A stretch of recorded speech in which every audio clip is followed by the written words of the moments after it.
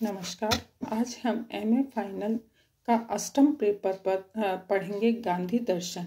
और आज हम ये देखेंगे कि गांधी जी ने दैनिक जीवन में सत्याग्रह के पालन करने के लिए कुछ नियम बनाए थे। कौन कौन से ये नियम हैं, इनका अध्ययन हम इस प्रकार करेंगे। ईश्वर की सत्ता में विश्वास। सत्याग्रही का ईश्वर की सत्ता में अटूट विश्वास होना चाहिए, क्योंकि ईश्वर सत्य का पर्यायवाची आता है। सत्य सत्याग्रह के लिए आवश्यक है। सत्य के द्वारा ही सत्याग्रह में विजय प्राप्त हो सकती है। दूसरा है अहिंसा में विश्वास। अहिंसा सत्याग्रह का मूल मंत्र है। सत्याग्रह का प्रयोग करने के लिए व्यक्ति अपने व्यक्तिगत जीवन में अहिंसा का प्रयोग करना चाहिए, क्योंकि अहिंसा के प्रयोग करने से उनमें अनुशासन की पर्याप्तता रहती है। गांधी जी के अनुसार सत्याग्रह में अहिंसा का महत्व इसलिए भी अधिक है क्योंकि सत्याग्रह के कारण व्यक्ति का हृदय परिवर्तित किया जा सकता है।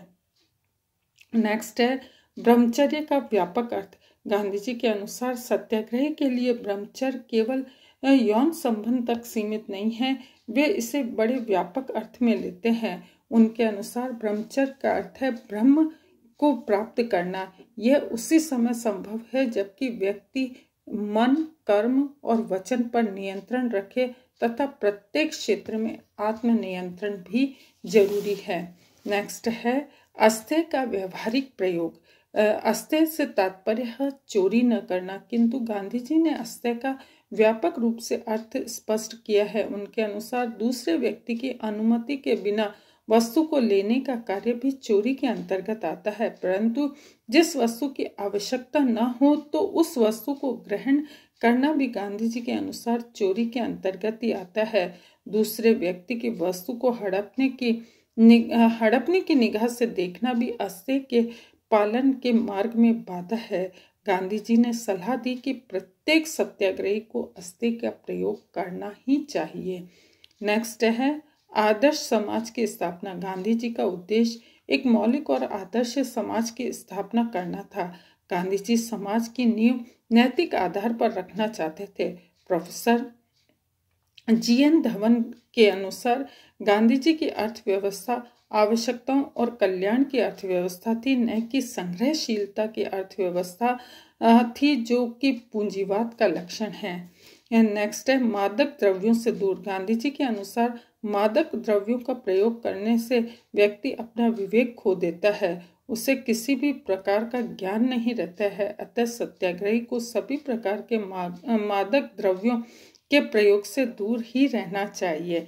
नेक्स्ट है खादी पहनना अनिवार्य। गांधी जी ने विदेशी कपड़ों के स्थान पर स्वदेशी कपड़ों को महत्व दिया। उन्होंने बताया कि सत्याग्रही को खादी के कपड़े पहनने चाहिए तथा स्वयं सूत काटना भी चाहिए।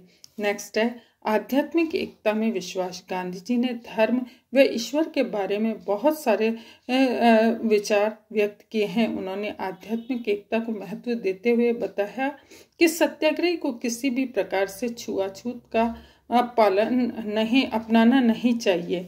नेक्स्ट है आत्मसम्मान व अनुशासन। गांधी जी के अनुसार सत्याग्रही को आत्मसम्मान का ध्यान रखना चाहिए, साथ ही जेल अधिकारियों द्वारा निर्मित कानूनों का पालन करके अनुशासन का परिचय भी देना चाहिए। इस प्रकार गांधी जी आदर्श समाज की रचना करना चाहते हैं।